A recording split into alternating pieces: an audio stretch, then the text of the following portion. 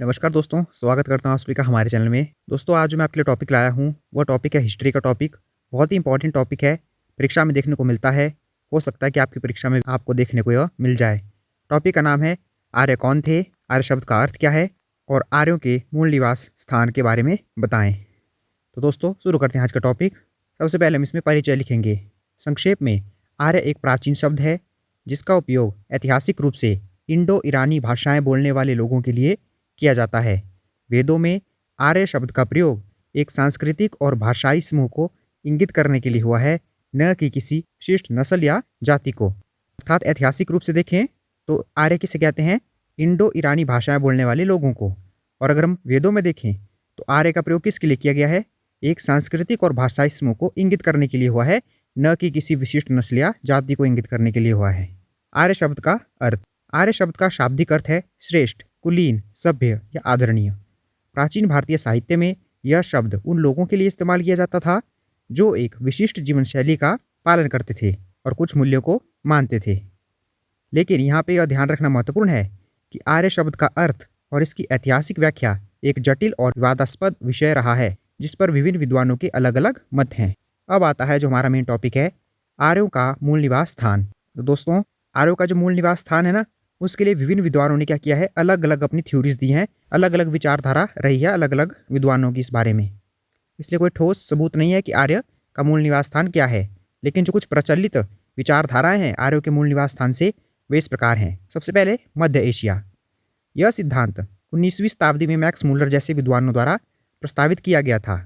यह सबसे प्रचलित विचारधाराओं में से एक है। इसके अनुसार आर्यों का मूल निवास स्थान मध्य एशिया था, जहाँ से वे विभिन्न समूहों में भारत और यूरोप में चले गए। इस विचारधारा का समर्थन करने वाले विद्वान भाषाई समानता और पुरातात्विक साक्ष्यों का हवाला देते हैं। अगली जो विचारधारा है वह है आर्कटिक क्षेत्र से। बाल गंगाधर तिलक जैसे कुछ विद्वानों का मानना है कि आर्यों का मूल निवास स्थान आर्कटिक क्षेत्र था। उन्होंने वेदों में वर्णित भौगोलिक विशेषताओं के आधार पर यह दावा किया था। तो दूसरी मान्यता क्या है कि आर्य कहाँ से थे? आर्कटिक क्षेत्र से थे।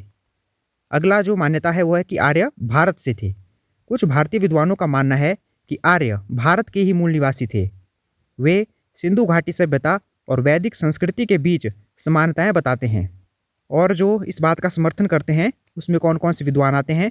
डॉक्टर संपूर्णानंद और H.C. दास। उन्होंने इस सिद्धांत का समर्थन किया है और सप्त सिंधु क्षेत्र को आर्यों का मूल निवास स्थान बताया है। अगला जो सिद्धांत है वो है स्टेपी सिद्धांत। यह सिद्धांत भाषाई और आनुवंशिक अध्ययनों पर आधारित है। इसके अनुसार आर्यों का मूल निवास स्थान पॉन्टिक कैस्पियन स्टेपी अर्थात पूर्वी यूरोप और मध्य एशिया के घास के मैदान था।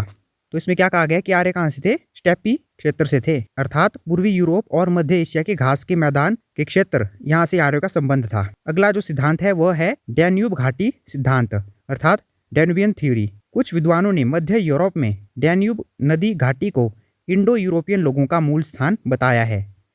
अगला जो सिद्धांत है वो है पूर्वी यूरोपियन मैदान सिद्धांत।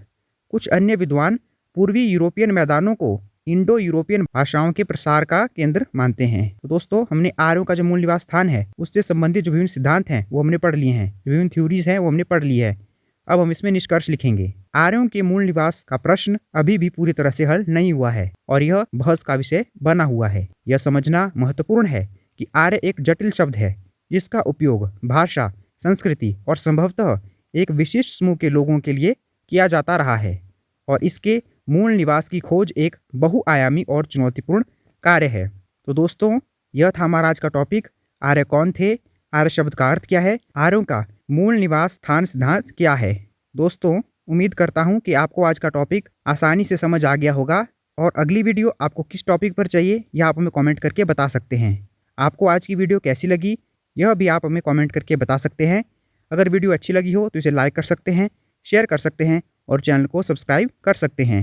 धन्यवाद दोस्तों।